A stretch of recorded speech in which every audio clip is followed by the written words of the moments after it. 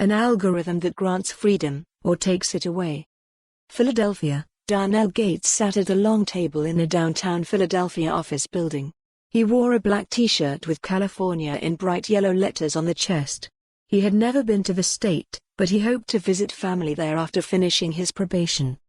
When Gates was released from jail in 2018, he had served time for running a car into a house in 2013 and later for violently threatening his former domestic partner. He was required to visit a probation office once a week after he had been deemed high risk. He called the visits his tail and his leash. Eventually, his leash was stretched to every 2 weeks. Later, it became a month. Gates wasn't told why. He complained that conversations with his probation officers were cold and impersonal. They rarely took the time to understand his rehabilitation. He didn't realize that an algorithm had tagged him high risk until he was told about it during an interview with the New York Times. "What do you mean?" Gates, 30, asked. "You mean to tell me I'm dealing with all this because of a computer?" In Philadelphia, an algorithm created by a professor at the University of Pennsylvania has helped dictate the experience of probationers for at least 5 years.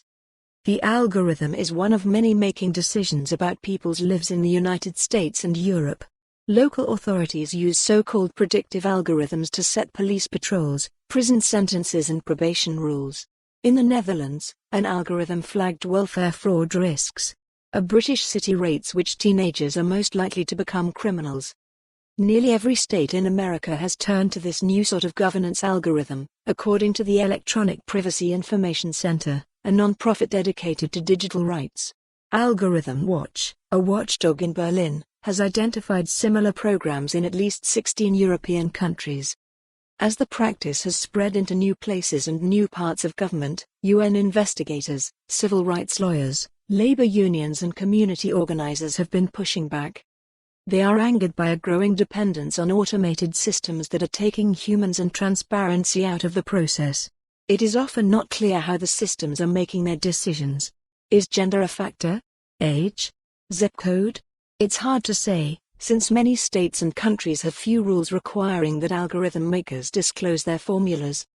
They also worry that the biases, involving race, class and geography, of the people who create the algorithms are being baked into these systems, as ProPublica has reported. In San Jose, California, where an algorithm is used during arraignment hearings, an organization called Silicon Valley Debug interviews the family of each defendant, takes this personal information to each hearing and shares it with defenders as a kind of counterbalance. For more on this story, visit the news article link.